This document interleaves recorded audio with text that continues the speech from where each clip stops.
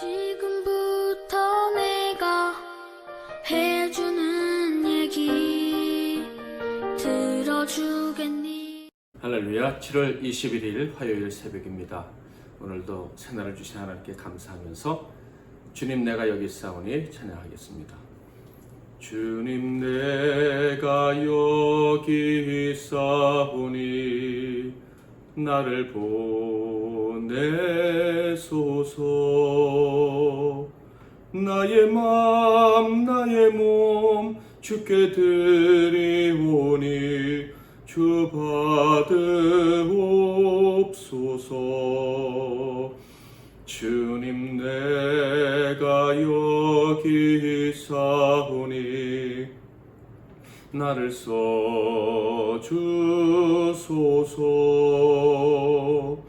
가진 것 모두 다 주께 드리오니 주 받으옵소서.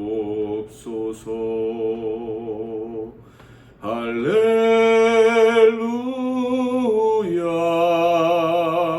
할렐루야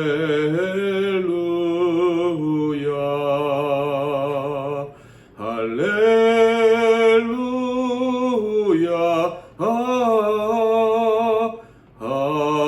할렐루야.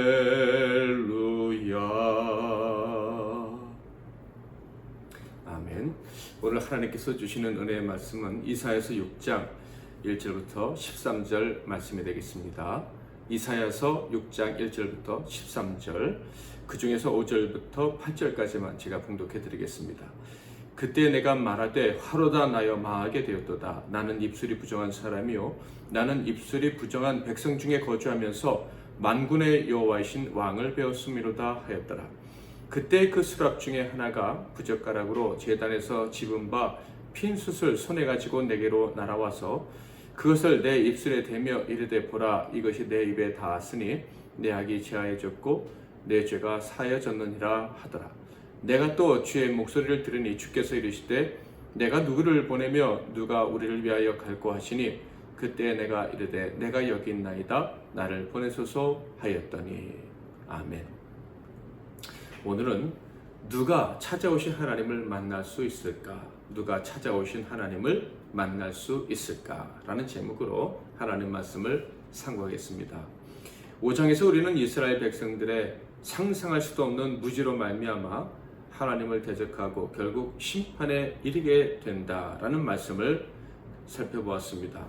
이스라엘 백성들은 하나님이 선민이 되어서 특별한 복을 누렸던 자신들의 역사를 분명히 알고 있었음에도 불구하고 하나님을 대적했습니다. 심지어 하나님을 향해 심판을 할 테면 해보시오라는 만용까지 부렸죠. 결국 맹렬한 하나님 앞에, 그 심판대 앞에 서야 될 비참한 운명에 처하게 되었습니다. 도대체 왜 놀라운 역사를 가지고 있었고 지금도 하나님을 향해 제사하는 사람들이 이런 무지와 불법에 떨어지고 말았을까? 바로 그 점에 대해 이사야서 6장이 이야기를 해주고 있는 것입니다. 이사야서 6장은 이사야 선지자가 하나님께 소명받은 이야기를 기록하고 있습니다. 이것이 다른 선지서들과는 다른 특별한 점을 나타내는데 바로 소명받는 시기와 관련이 있습니다. 보통 다른 선지서들은 1장에서 선지자가 받은 소명을 다룹니다. 그런데 이사야서는 중간에, 즉 6장에 선지자를 향한 하나님의 부르심과 또 주신 소명에 대해서 이야기를 한다는 것이죠. 그 이유에 대해서 많은 학자들은 이렇게 얘기합니다. 첫째로 하나님의 심판에 대한 긴급성을 강조하기 위함이다 하는 거예요. 하나님의 심판이 더 이상 미룰 수 없는 일이 되었다 하는 것을 강조하기 위해서 이런 서술의 순서를 정했다 하는 것이죠. 또 다른 이유는 이사야 선지자가 전부터 사역하고 있었고 중간에 하나님께서 만나주시고 소명을 주셨기 때문에 이사야서의 6장에 선지자가 소명받은 이야기를 기록했다 하는 것입니다. 저는 이 두 가지 의견에 다 동의를 합니다. 그런데 여기에 한 가지 이유를 더하고 싶습니다. 그것은 아무리 하나님에 대해서 잘 안다고 해도 또 하나님의 일에 열심을 내는 사람이라고 하더라도 하나님께서 만나주지 않으신다면 아무것도 아니라는 것을 강조하기 위해서다라는 점이죠. 그러니까 이스라엘 백성들은요, 하나님에 대해서 알고 있었어요. 그러나 하나님을 대적하고 있었습니다. 그 이유가 무엇입니까? 바로 하나님을 제대로 만나지 못했기 때문이라는 거예요. 왜 하나님을 만나지 못했을까요? 하나님께서 만나주지 않으셨기 때문입니다. 하나님이 만나주지 않으신다면 그 누구도 하나님을 만날 수가 없어요. 자, 그런데 여기에 문제점이 하나 있죠. 이스라엘 사람들만큼 하나님을 많이 만난 사람이 어디 있겠느냐 하는 거예요. 그 당시에 오직 이스라엘 사람들만이 하나님을 만날 수 있었다라고 해도 과언이 아니지 않습니까? 그렇다면 이스라엘 백성들이 하나님을 만나지 못했고 그래서 불순종하게 되었다라는 말은 틀린 말이 아닌가 하는 생각마저 드는 거예요. 오늘 우리가 상고하는 이사야 6장 말씀은 바로 이 질문에 대한 답을 우리에게 주고 있습니다. 1절을 볼까요? 우시야 왕이 죽던 해 내가 본즉 주께서 높이 들린 보좌에 앉으셨는데 그의 옷자락은 성전에 가득하였고, 우시야 왕이 죽던 해에 하나님이 선지자 이사야를 만나 주셨습니다. 성전에서 그와 독대하셨죠. 전에도 선지자 이사야는 성전에 있었을 거예요. 그는 선지자니까. 그러나 하나님을 직접 만난 것은 바로 이날이었던 것입니다. 하나님께서 찾아오시기 전에는 선지자라도 하나님을 만날 수 없는 것이죠. 이사야는 이 처음 경험에 혼이 나갈 지경이었습니다. 그 장엄은 너무나도 장엄했고 선지자에게 너무나도 큰 두려움을 주는 장면이었기 때문입니다. 2절부터 4절까지 볼까요? 스랍들이 모시고 섰는데 각기 6날개가 있어 그 둘로는 자기 얼굴을 가리었고 그 둘로는 자기의 발을 가리었고 그 둘로는 날며 서로 불러 이르되 거룩하다 거룩하다 거룩하다 만군의 여호와여 그의 영광이 온 땅에 충만하다 하더라. 이같이 화답하는 자의 소리로 말미암아 문지방의 터가 요동하며 성전의 연기가 충만한지라. 이 엄청난 광경을 보고 선지자가 소리를 쳤습니다. 그 한마디가 이것이었죠. 5절. 그때 내가 말하되 화로다 나여 망하게 되었도다. 나는 입술이 부정한 사람이여 나는 입술이 부정한 백성 중에 거주하면서 만군의 여호와이신 왕을 배웠음이로다 하였더라. 바로 나는 죽을 죄인입니다 라고 외쳤다는 거예요. 어떻게 선지자가 망하게 되었다, 하나님 만났는데 나는 망했다 라고 말할 수 있습니까? 어떻게 선지자가 자기 입술이 악인들처럼 부정하니 죽어야 한다고 말할 수 있습니까? 겉으로 생각하면 선지자가 이렇게 죄악투성이었으니 이스라엘 백성의 영적 상태가 엉망일 수밖에 없었겠구나 하는 생각이 들기까지 합니다. 그렇습니다. 이사야가 그 전까지는 자신을 어떻게 생각했는지는 잘 모르겠어요. 그러나 지금 이 순간만큼 분명 심판받아 마땅한 모든 이스라엘 사람들과 자신을 똑같은 수준으로 보고 있는 것은 분명합니다. 그래서 나는 죽어야 된다라고 얘기를 하는 거예요. 여러분, 여기에 바로 오늘 말씀의 비밀이 있습니다. 앞에서 우리는 하나님이 만나주셔야지만 하나님 만날 수 있다고 했어요. 이렇게 하나님이 만나주셔야 하나님 만날 수 있고 비로소 하나님의 말씀에 순종할 수 있다라고 했죠. 자, 그렇다면 이스라엘이 불순종했다면 누구 책임입니까? 하나님이 만나주지 않으셨으니 하나님의 법도 알 수 없고 알 수 없으니 불순종했다. 그러니 하나님 책임이다. 이렇게 말할 수가 있습니까? 결코 그렇지 않다는 거예요. 앞에서 말한 것처럼 하나님은 누구보다 이스라엘 백성들을 많이 만나 주셨습니다. 많이들 동행하셨죠. 그런데 왜 이스라엘 사람들 하나님을 만나지 못했고 하나님의 뜻도 알지 못한다라고 합니까? 이 점에 대한 바울의 이야기를 들으면 우리가 이해할 수가 있을 거예요. 로마서 1장 18절부터 21절. 하나님의 진노가 불의로 진리를 막는 사람들의 모든 경건하지 않음과 불의에 대하여 하늘로부터 나타나나니 이는 하나님을 알만한 것이 그들 속에 보임이라. 하나님께서 이를 그들에게 보이셨느니라.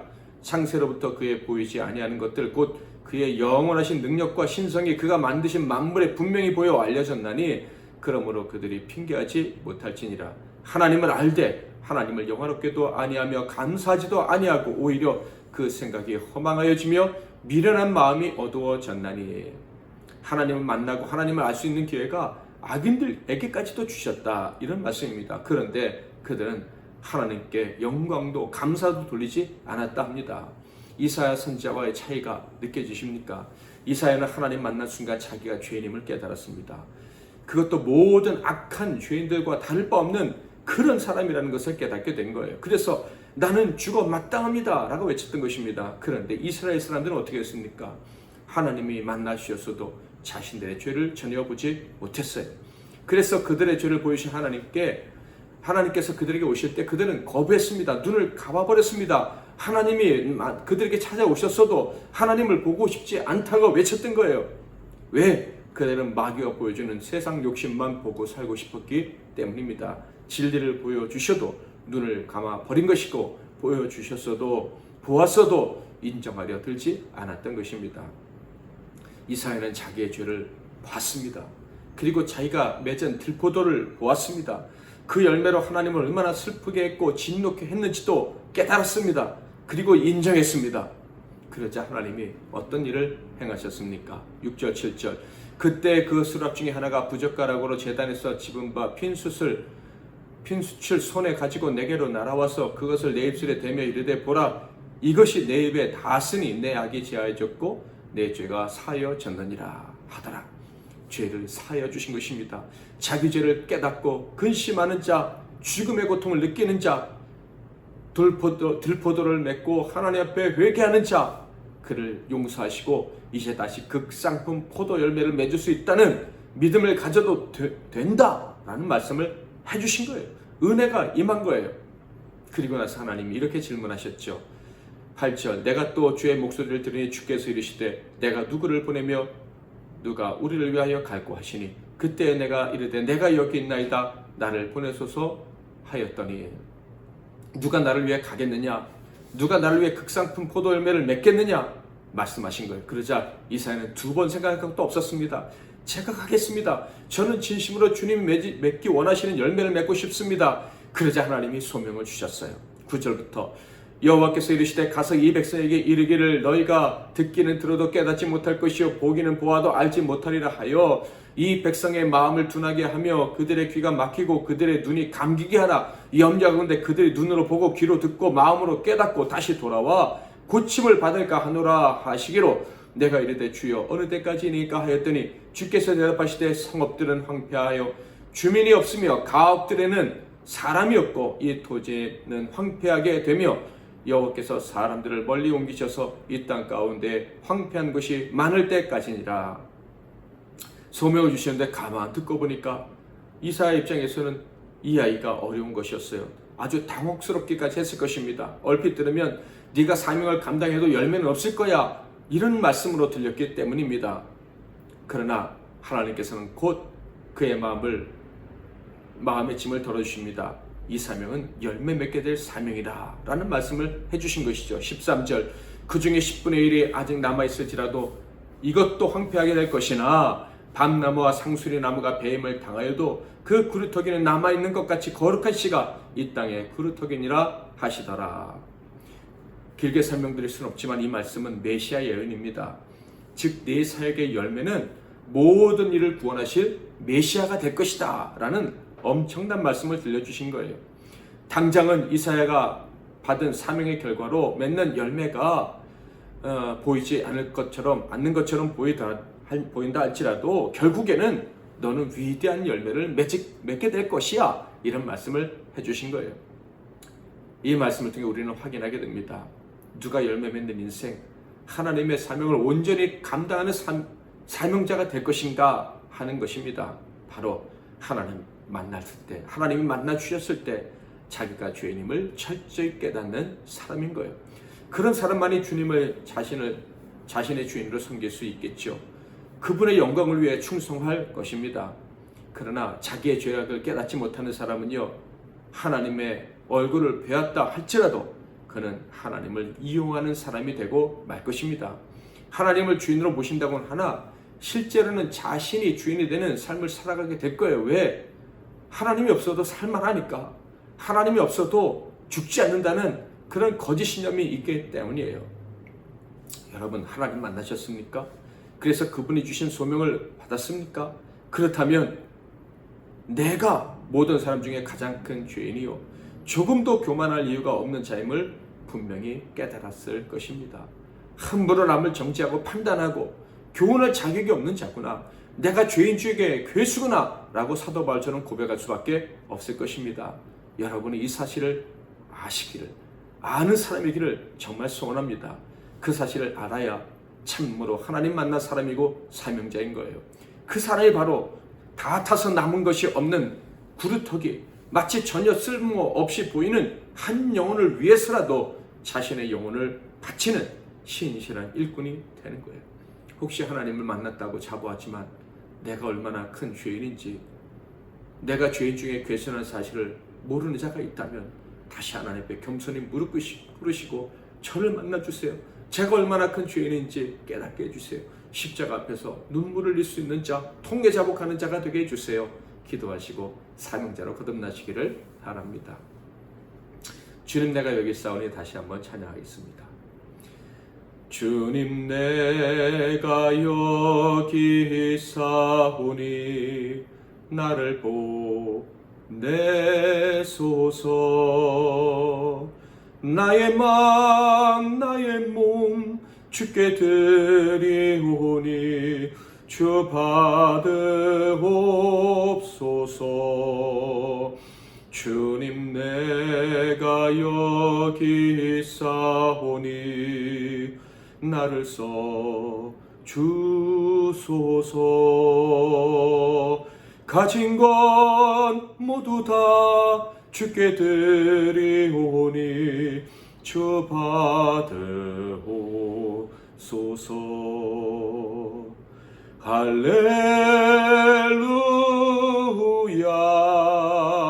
할렐루야 할렐루야 할렐루야.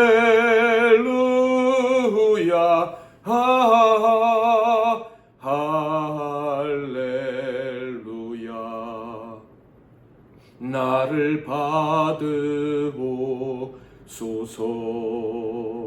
나를 받으옵소서.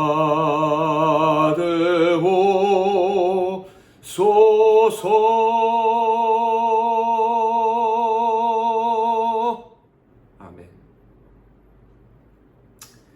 이 시간에 기도 제목을 먼저 드리겠습니다. 정말 죄인 중에 괴수, 이 땅의 모든 사람들 중에 가장 자격 없는 자를 만나주시고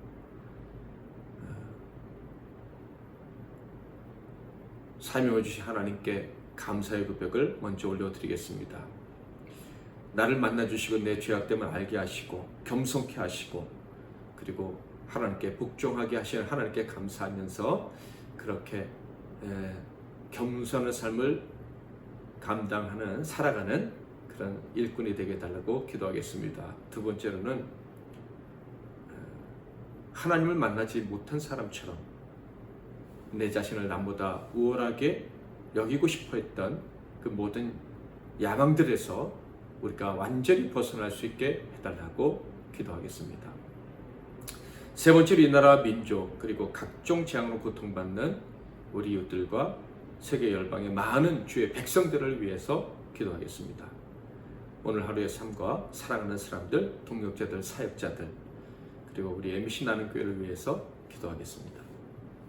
제가 먼저 잠깐 기도하고 여러분 각자 기도하시고 오늘 하루 시작하시기 바랍니다.